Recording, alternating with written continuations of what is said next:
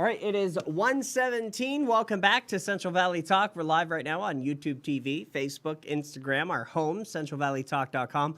Austin Reed hanging out with you. It is Wednesday, midweek already, and pretty much the middle of April. A gorgeous spring day here in Fresno. Highs will be right around 75, 76. Joining us, our next guest is Terri J, Cowgirl Shaman in Minden, Nevada. How's the weather there? Oh, we had snow this morning. It was really cool. Wow. Snow in April. I love it. Yeah. We've had snow on Memorial Day. Not unusual. Really? Wow. I wonder when the last time it snowed in Fresno. It's probably got to be like 20 years ago. It's like it comes maybe once every, 2 decades. So tell us a little bit about, you've been on Central Valley Talk before, so welcome back. Thank you. I want to talk a little bit about the services that you offer. Before that, though, tell us your story. Well, I did horseback therapy with disabled kids for about 35 years. And in 1990, when I was doing my program, I picked a child up out of his wheelchair and put him on the back of the horse. And he said, "Ouch, I have a cramp in my hip." So I looked at him and I said, "You have a cramp? Well, here, sit this way. It'll take the cramp out." And he said, "Hey, you can hear me." And I said, "Well, of course I can hear you." It didn't dawn on me at the time that he was completely nonverbal. So we continued our lesson. And him and I just carried on this conversation about school and his little girlfriend and the school play, all these things that had nothing to do with horseback therapy. And so I took him off the horse and put him back in his wheelchair, and he went back to class. And the gal that was helping me said, "Boy, he sure is talking great." And I said, "Well, he's very bright. Just because he has cerebral palsy doesn't necessarily mean that he has any intellectual disabilities." And she said, "Terri, he can't talk." And I went, "Oh my goodness," because it just reminded me that he was completely nonverbal. Right.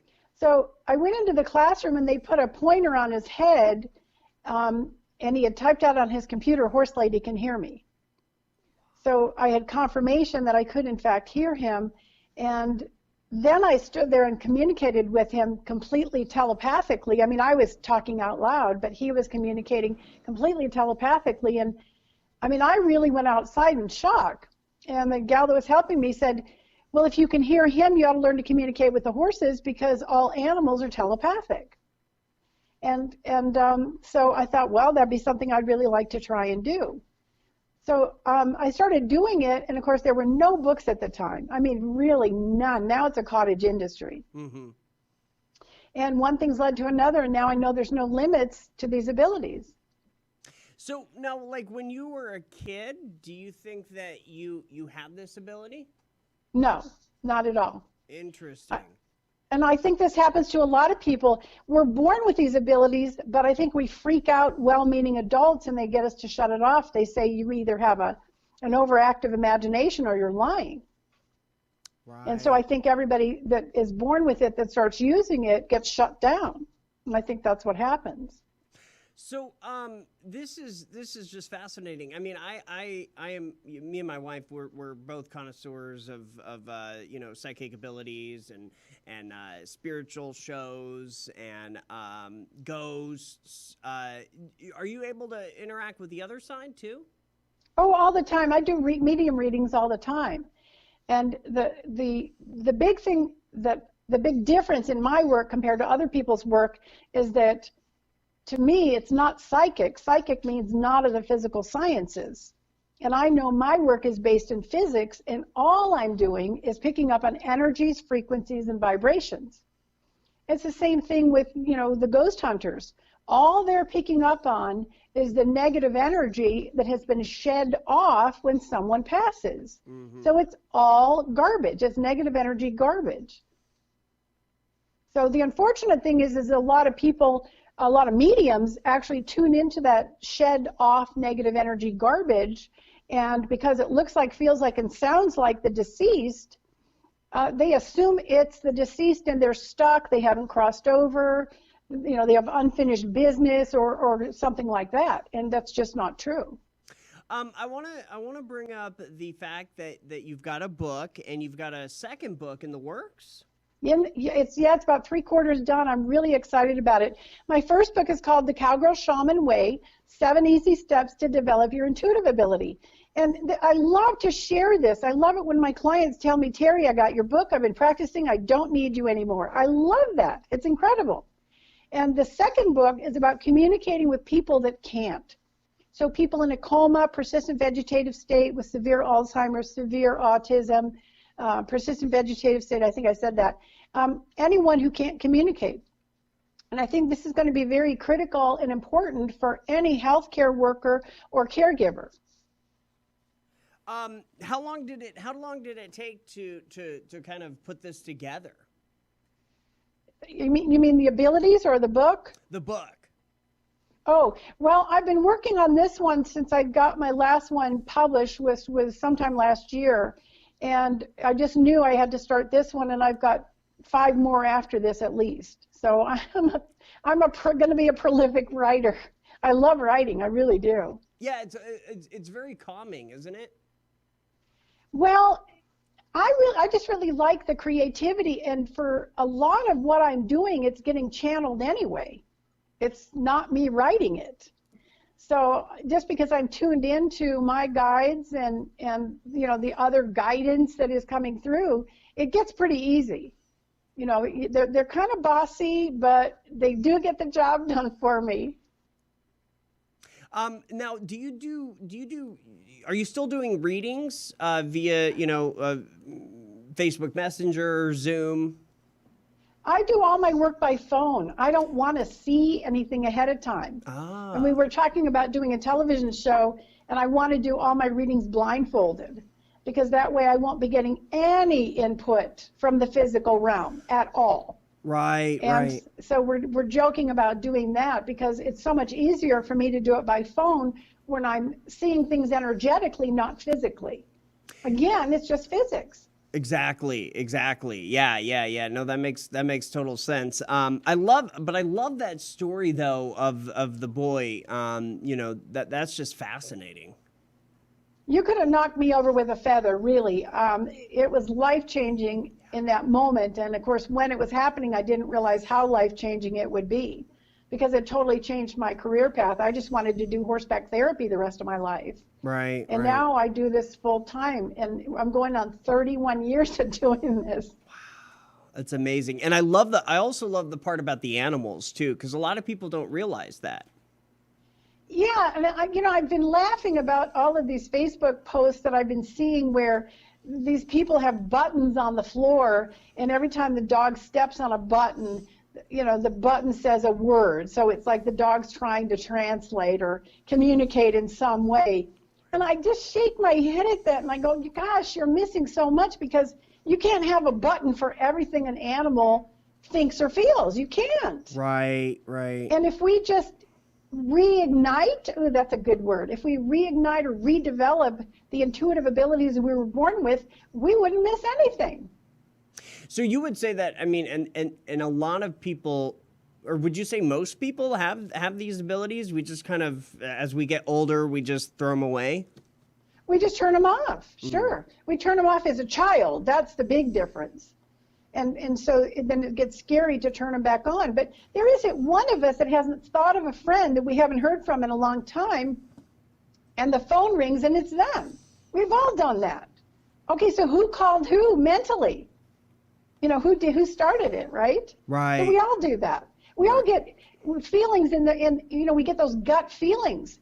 And that's because, there's actually a physical reason for it.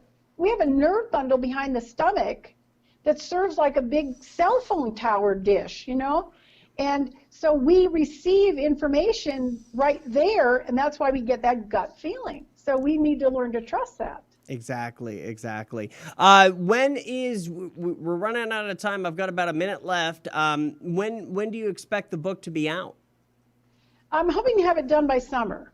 Okay. I'm hoping to have it done by summer. I'm really working hard on it. And I do readings 6 days a week. So, and I usually work 6 or 7 hours a day doing readings. Wow. So it's finding that time and that balance to get the book done. But I will get it done. Very good. And then the TV show, that's exciting. Well, we're working on it. I'm pitching it like crazy, and the new concept of doing it blindfolded, I think, is going to be a hoot. I think that's going to be a big hook that'll really get it sold. Exactly, yeah. Well, I may see you on Netflix soon. I hope. Right. All right, Terri, how can people learn more about you, about your books? You got a website, right? The best one is www.terrijay.com, TerriJay.com. And they can also contact me through there to schedule appointments for readings. That's the best way. Very good. And you are accepting new clients right now? Absolutely. All right, very good. Terri J, the Cowgirl Shaman, thank you for joining us today. Hope to see you again. Thank you for having me. All right, take care. You're watching Central Valley Talk. We're back with another live local guest in studio. We're talking pest prevention. That's next.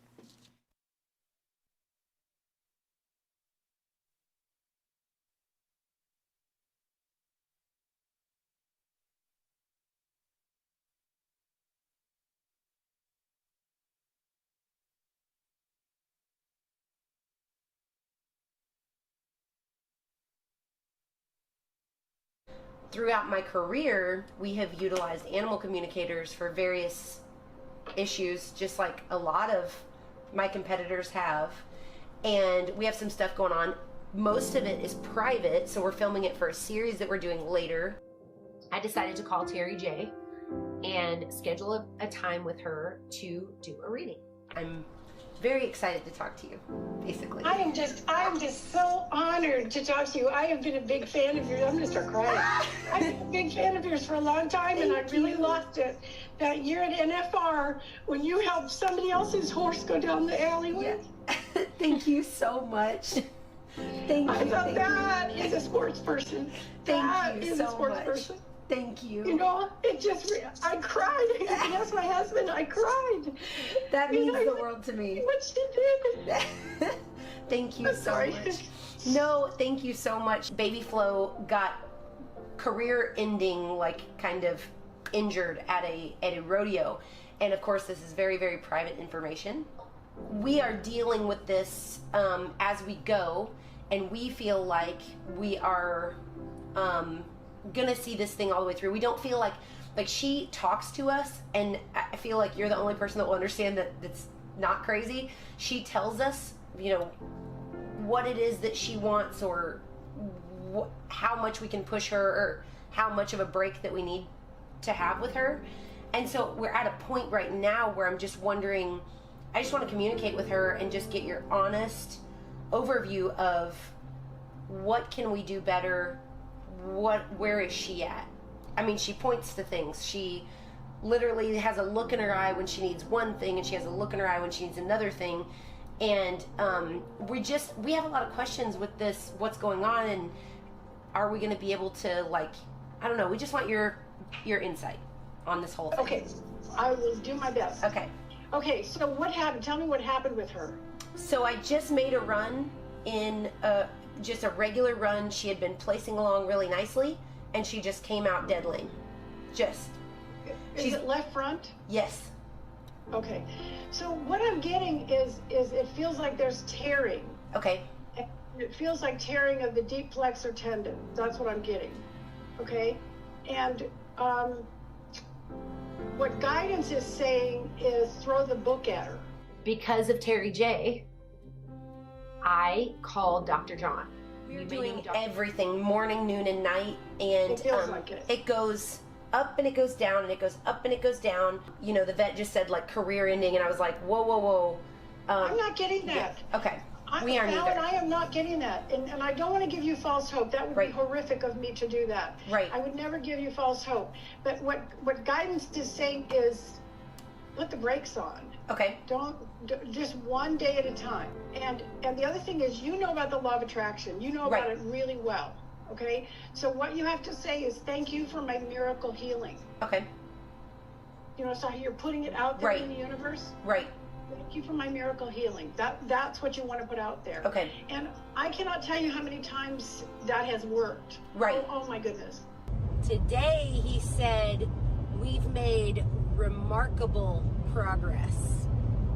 When you get a science-based man that's not mushy-gushy, to pay you any kind of a compliment or give you any kind of hope, because it's his job to keep me realistic. And if it's your job to keep me realistic, you better come in with some grim stuff.